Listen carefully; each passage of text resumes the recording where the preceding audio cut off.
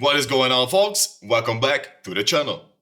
Endgamegear came out with another wired 8K polling rate gaming mouse last year, the XM2, which follows their XM lineup and it shares the same shape of their X1R from the previous generation. The XM2 8K comes with the same performance as their OP1 8K gaming mouse, and if you are asking why would you buy a wired gaming mouse in 2025, the answer is the performance. It is not like the wired version completely dominates the wireless gaming mices on the market, but for a lower price, it definitely competes against most of the current gaming mices on the market right now. The shape of the XM2 is asymmetrical with a centered hump positioned closer to the back of the mouse. It narrows slightly in the middle and has a fairly wide back. It is designed to fill out your palm, which is well suited for claw grip users for most hand sizes, but the overall size and the width of the mice could be uncomfortable for players who have very small hands. So if you have smaller hands, for example, my hand size is 18 by 10 cm, and the XM2 fits me really well, and it is comfortable. If you have a hand size below 17 cm in the length, I will suggest you to check out on the OP1 8K, which is well designed for smaller hand people and shares the same performance as the XM2 8K. Not to forget to mention, the OP1 8K is more enthusiastic grade mouse with better accessibility to those who like to modify their gaming mouse from time to time. The weight of the XM2 is scaled for 52 grams and it is center weighted. So it's not front or back heavy, which makes the mouse fairly lightweight. It is not crazy lightweight, but also doesn't feel heavy. But I would still say it is a lightweight mouse, and as it doesn't have a wireless system in it. And the battery, the 4K wireless version of the XM2 weighs about 10 grams more. So if weight matters a lot to you, the wired version could be theoretically more suitable for your needs. For main clicks, the endgamegear used a pair of KALIH GX SPDT single pole double throw switches, which allows you to set different performance settings for the switches inside of their software, which you normally don't see on conventional mechanical switches. To my testing, the GX speed mode in their software for the SPDT switches caused some issues when the switch actuated on its own, even without pressing on the switch. I have talked that with Max from endgamegear about this issue, and he told me that the mouse clicks could be too tight for the switches, so that's why they actuate on their own. But even after opening the mouse and trying to loosen the mouse buttons, it didn't help me. So I am not 100% sure what is causing this issue. It could just be the firmware error. Also, there is a multi-click filter you can lower or higher in the software, but since I don't use 8K polling on my gaming system that cannot handle it, I was not bothered that much about it. The GX speed mode offers you fastest click response time, and the GX safe mode hides the response time. So you have more options to choose from to set your preferred click latency. I just use the standard as I game on 1000 Hz polling rate, and the latency should be around 0.1 milliseconds. I don't have the right measuring tools to prove that, but I am sure you can find some click latency charts on the internet to compare it against other mices on the market. The XM2 8K should be one of the fastest gaming mices on the market right now.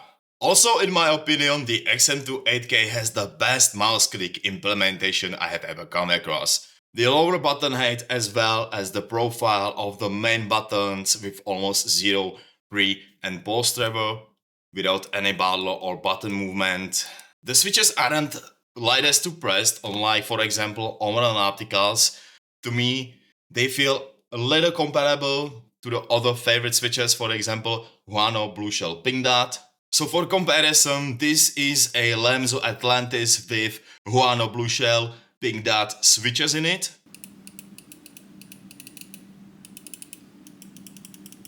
This is the KALIH GX from the XM2 8K.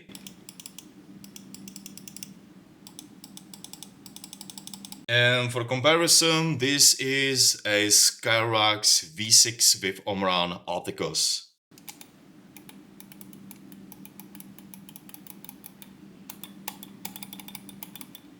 So in my opinion, the Guano Blue Shell Pink Dot switches feel a bit similar to the KALIH GX, but with the GX mold and the overall height and the structure the XM2 has. To me, the KALIH GX switches doesn't feel heavy at all. They have nice muted tactile sound to it compared to the HB SPD, which are a bit more louder.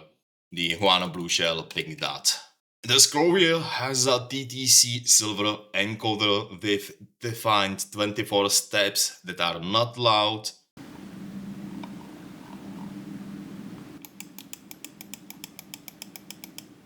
That ensures for a precise scrolling.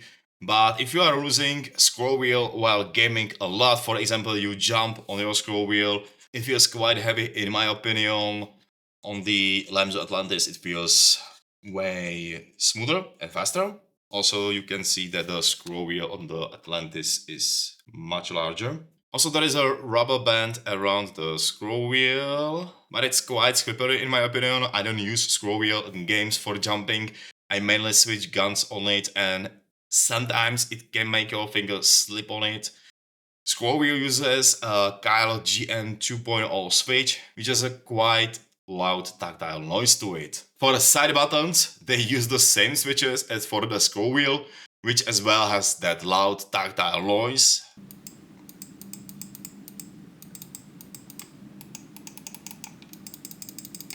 But there is no pre-travel on the side buttons and they don't feel mushy. They are quite big and reasonably accessible, at least for someone with my hand size. I can actuate the mouse 4 button without issues with my thumb, but mouse 5 I can press it like halfway through with my grip. So yeah, maybe they could be moved a little bit to the back. I think that on the Lamzo Atlantis it feels a bit more easily accessible than on the XM2, which should be relatively the same mouse, but the side button design is completely different.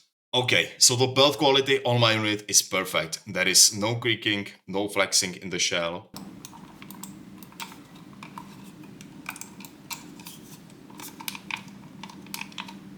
I am obviously not trying to break my mouse at any cost. I don't have a feeling machine feeling on any of my side buttons on the mouse. The scroll wheel is still nice and tactile with defined steps. No significantly noticeable pre or post travel on.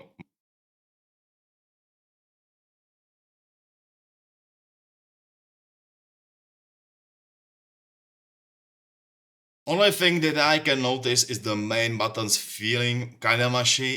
If you press close to the scroll wheel, it feels like the switch is empty. There is no switch at all. But if you will be pressing on the middle of the mouse buttons or even in the back or the front, that's completely fine. But if you will end up in here, it kinda bends. I don't know if you can see it in the video, but yeah, it kinda bends like that. But in game, I hardly notice it because I mostly click on the middle of the switches, on the mouse buttons. So it's not an issue for me, okay? The cable is 180 centimeter long. It is a FLEXCORD 6.0, which is a nice, very flexible paracord cable, which honestly, if I hook into a mouse bungee, I don't even know the cable exists here.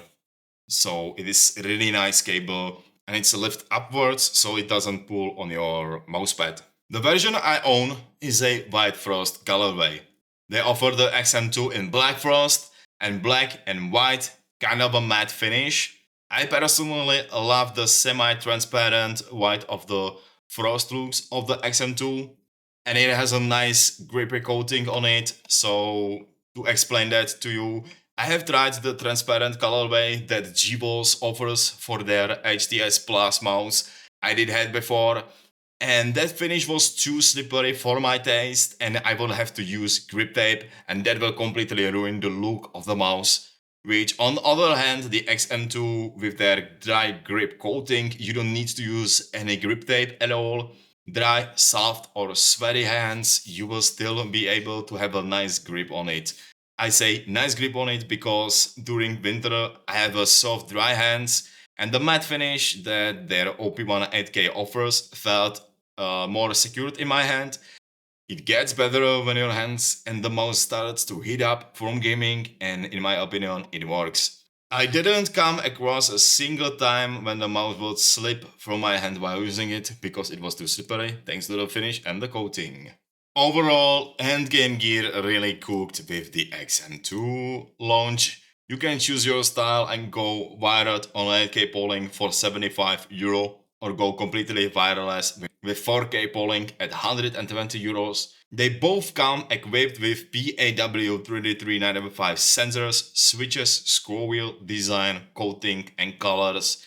The only difference is the weight, wired over wireless and MCU, which the 8K wired version is using a Nuvoton MCU and the wireless 4K version is using a Nordic MCU for comparison. They did had quite few issues with the Frosted series, where the shell was creaking, flexing, or I have even seen some completely open in the back like it broke or something. So knowing endgame gear, I'm pretty sure they work on fixing it. And I didn't notice more of these on the internet from people having same issues lately. Apart the issues with me not being able to use the GX speed mode on their SPDT KALIH GX switches, and I am pretty much happy with it. If they fix all these known issues, it will definitely be a 10 out of 10 recommendation from me.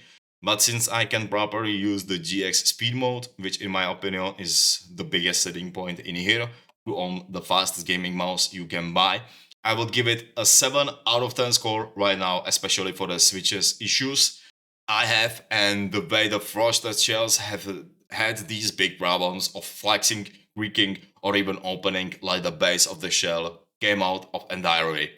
Other than that, it is a great gaming mouse. I can use it without any issues on any polling rate. I just use the GX switches on default. Shape and coating feels amazing. I prefer the shape of it over the Lemzo Atlantis, even though they are nearly identical. The XM2 won over me. For some reason, it feels more safer, and the difference is very minimal in the size. And it became one of my most favorite gaming mice last year, and I really enjoy and like the shape of it. Inside of the box, you will find a set of a larger skate on the mouse. They are smaller, pre-installed, but since I had to open mine to not fix the switches actuation, I've had to install the larger pad, and the stock skates are PTFE and feel quite good. I wouldn't need to change them personally, and that is basically it. You don't need any grip tape, which in my opinion is not needed, and basically that's it. You don't get any grip tape with it, which in my opinion is not needed. Also, there is no little screwdriver like we did get with the OP1 8K, because the OP1 8K is more made for modding and enthusiasts, so theoretically there is no need for the XM2 8K to have it in the box as well, because it doesn't feature the hub swap version for the switches, which is kind of a miss to me personally. I would love to have it on the XM2 8K or the XM2 4K as well, but it is what it is. So that will be it for today's video. If you think I did well today, feel free to leave a like. If I have missed on something or you want to ask me something, don't be afraid to leave a comment down below the video. And you can also find me on other social media, which you will find links down below the video as well. I also have a couple of affiliate links for you to use if you will feel you want to support the channel a bit more. And I will see you in the next one. Peace out.